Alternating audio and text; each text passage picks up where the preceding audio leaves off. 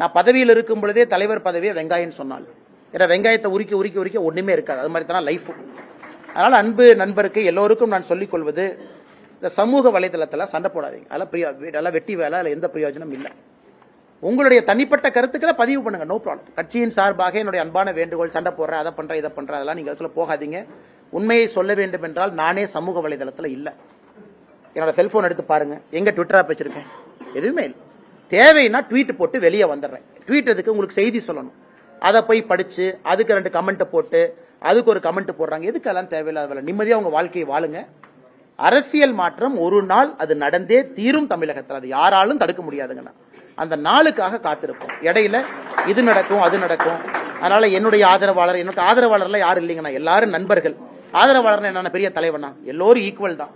நாளைக்கு என் பதவியில் ஒருத்தர் வந்து உட்காருவாங்க, அப்படிலாம் கிடையாதுங்கன்னா. எல்லோரும் நம்முடைய நண்பர்கள், நம்முடைய தலைவர்கள். தனிப்பட்ட முறையில் ஆக்டிவ் பாலிடிக்ஸ் டெய்லி பண்ணுங்க. இன்னைக்கு அது தேவையில்லை. ஐயா வணக்கம். சொல்லுங்க ஐயா. சிவாயினம் ஐயா வணக்கம் ஐயா. திருச்சிட்டம்பலம் சொல்லுங்க. கணபதி புராணம், சிவபுராணம், ஸ்கந்த புராணம், கருட புராணம் இப்பெல்லாம் இருக்கு. இந்த கருட புராணம்ங்கிறதுல ஏகப்பட்ட விஷயங்கள் சொல்லப்பட்டிருக்கு. ஆமா. கலியுகத்துல இதெல்லாம் உண்மையிலேயே பொருத்தம் ஆகுமா? இல்ல, இது உங்களுக்கு அந்த, அதாவது இப்ப எப்படி சொல்ற, திரேதா துவாபர களி, திரேதா துவாபர களி, சரியா? களி இனி தர்மயுகம். அப்போ இது இப்போ களி களி முடிஞ்சுது. இப்ப நடக்கிறது, ஆமா களி முடிஞ்சிருச்சு. இப்ப நடக்கிறது எங்க முடிஞ்சது? இது தீர்ப்பு யுகம். களி முடிஞ்சிருச்சு.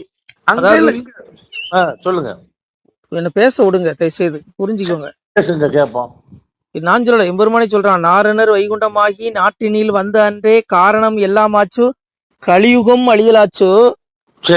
பூரண நல்லா கேட்டுக்கோங்க. பூரண வேத நூலும் புராணமும் முன்னுள்ள ஆகமங்கள் எல்லாம் சாரமும் கெட்டு போச்சே, சதாசிவம் வைகுண்டமாச்சு. எங்க அப்பா என்னைக்கு எம்பெருமான் சதாசிவம் வைகுண்டனாக அவதாரம் செஞ்சான களியில, அன்னைக்கே களி அப்பவே முடிஞ்சதுங்கிறான். பூரண வேத நூலும் புராணமும் முன்னுள்ள ஆகமங்கள் எல்லாம் சாரமும் கெட்டு போச்சே, சதாசிவம். இதுக்கு முன்னாடி, இந்த கலியுகத்துக்கு முன்னாடி எத்தனை ஆகமங்கள் வந்ததோ அதுக்கு சாரம் பொருந்தாதுங்கிறான். கலியுகத்துக்கு பொருந்தாது. ஏன்னா அன்னைக்கு கீதை என்ன சொன்னா, எதா தர்மசியா கிளநீர் பவதி பாரதா விதானம் தர்மசியா ததாத்மான சுஜாமிகம் பரித்ராணாய சாதுனா விநாசாய சதுஷ்கிருதம் தர்ம சம்சம்ராஜாய சம்பாமி கோயங்கிறான். ரைட்டா?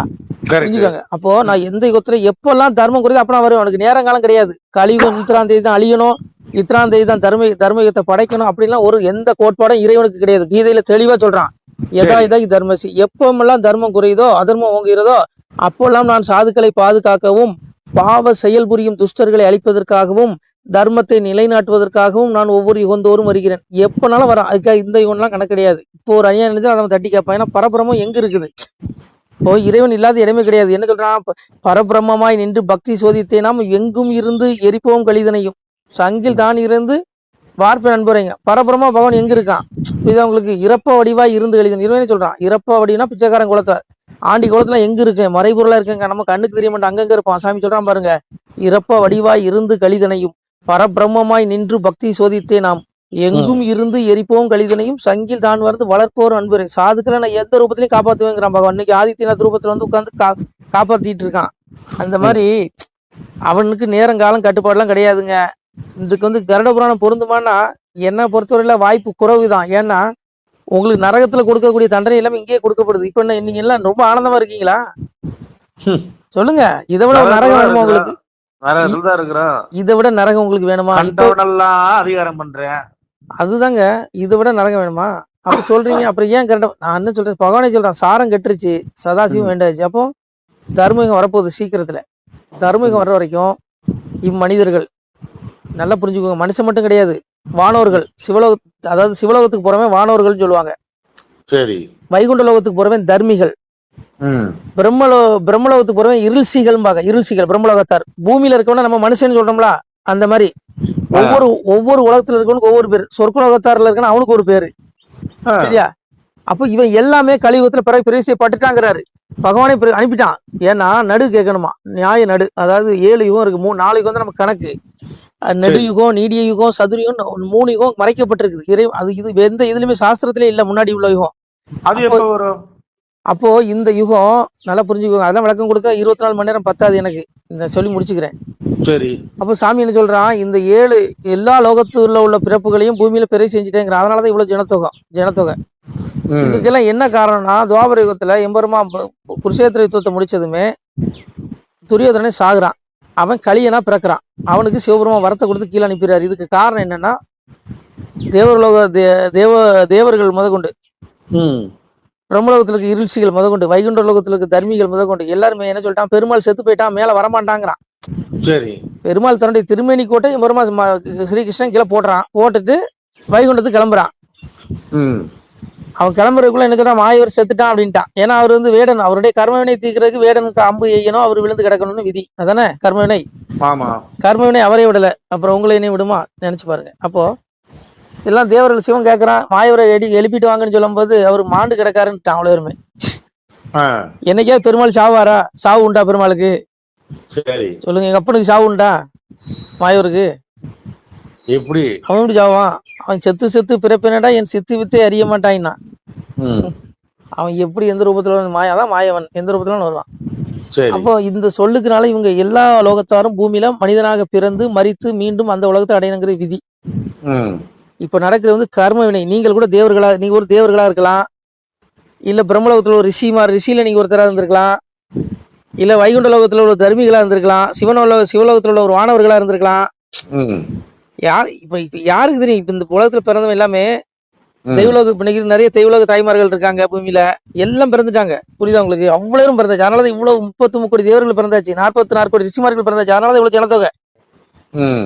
சாமி அதான் சொன்னாரு, எல்லாம் வந்துட்டான். அதான் சாமி சொன்னார்ல, நாளும் கூறுகளாச்சே நருளும் பெருகளாச்சே நாமும் சடையலானே சிவனேயா. எம்பெருமா மகிழ்ச்சி சிவன் உரையாடுறான். 4 குறுகும் நருள் பெருகும், அதாவது ஜனத்தொகை அதிகமாகும். ஆனா அவர்களுக்கு ஆயுள் குறைச்சிருவேங்கிறாரு. ஆயுள் குறைக்கிறாரு அப்படின்னு சொல்றான். கூத்தாடி நான் கொல்லி வைத்து போறேனடா, கொல்லி வைக்கும் குமரனடா, கொப்பானந்தி ஈசனடாங்கிறான். உங்களை என்ன கொல்ல போறது யாரு? ஈசன் தான். உங்களை கொல்ல போறதா வந்தா என்ன கொல்ல போறதா? அதான் சொன்னா, காலத்தை கணக்கிடுவதில் நான் காலன், தண்டி தடக்குலாம் யமன்ட்டான். எல்லாத்தையும் கொல்ல போறான். ஆனா மோட்சம் கொடுத்துருவான், முக்தி கொடுத்துருவான்.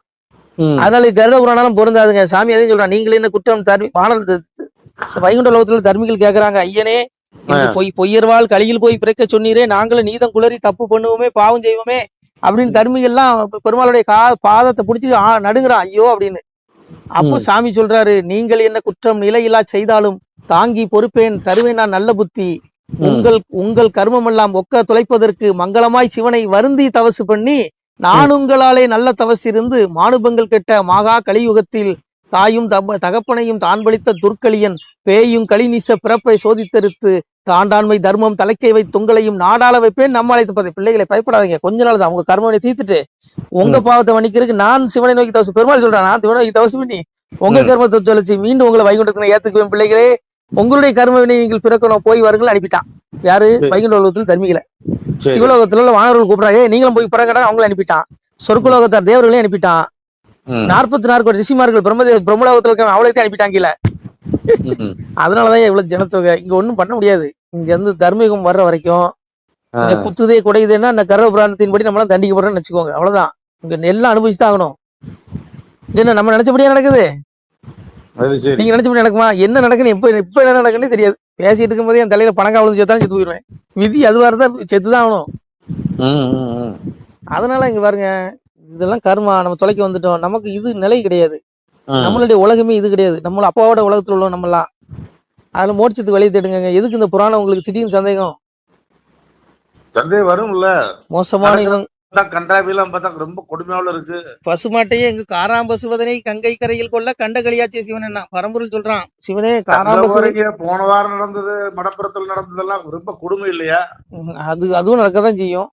அதை விட கொடுமை நடக்கும், இன்னும் நடக்கும். அதனால இதுலதான் தப்பிக்கணும். அப்பாவை பிடிச்சுக்கோங்க. கசுவை பாராம்பசுவே கங்கை கரை கொள்வான்ட்டாரு. என்ன சொன்னீங்க? அப்பாவை பிடிச்சுக்கோங்க. நீங்க சொல்ற அப்பா இல்லைங்க, நான் சிவனை சொன்னேன், பெருமாள் சொன்னேன். நீங்க சொல்ற அப்பா நான் சொல்லலைங்க. என்ன வாவுன்னு அரசியல்வாதி இப்படி இழுக்கிறீங்களே? சரி சரி சரி, கோபுர அரசியல் விடுதலுங்க, சாக்கடை விடுதலுங்க, அரசியல் சாக்கடை நமக்கு வேண்டாம். நீங்க அப்பாங்கிற வார்த்தை இனிமேல் பேசாதீங்க. நான் சொல்றது தெய்வலோகத்தை சொல்றேன், நான் அதுக்கு சிவனை சொன்னேன், அதுக்கு வேற பேர் தந்தைன்னு இருக்கு சொல்லுங்க. நான் மகாவிஷ்ணுவை சொன்னேன், மகாவிஷ்ணு சொல்லுங்க. நான் சொன்னது நீங்க சொல்றதா? சரி சரி. சொல்லாதீங்க, கேவலம். அரசியல உள்ள கலக்காதீங்க, வேண்டாம். கர்மவினை அவனவன் கர்மவினை அவனவன் கூட வருது. அதனால மோட்சத்துக்கு வெளியே தேடுங்க.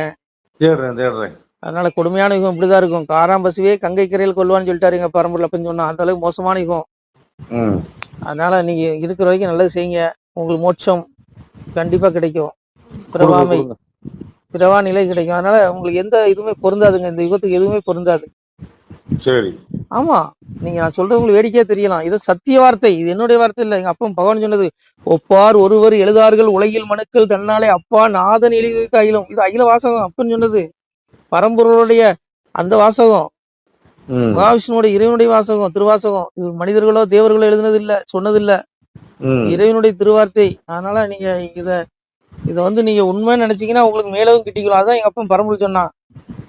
பெருமானே சொல்றான் பாருங்க, அழகா சொல்றான். அந்த அந்த தலங்களிலே ஆடும் அந்த வேர்களையும் ஆடாமல் இருந்து அறிவு சொல்லி வாமகனே, இது பரலோக வார்த்தை எல்லால் பூலோக வார்த்தை இல்லை, இதை மெய் என்று சொன்னவர்க்கு மேலோகம் கிட்டிக்கொள்ள. இது மெய்யின் நீங்க நம்பினீங்கன்னா அந்த வார்த்தைகளை உங்களுக்கு சத்தியமா சொல்றேன், சிவன் மீது சத்தியமிட்டு சொல்றேன், பெருமாளுக்கு சத்தியம் சொல்லி மெய்யான அவனுடைய வாசகம் இது.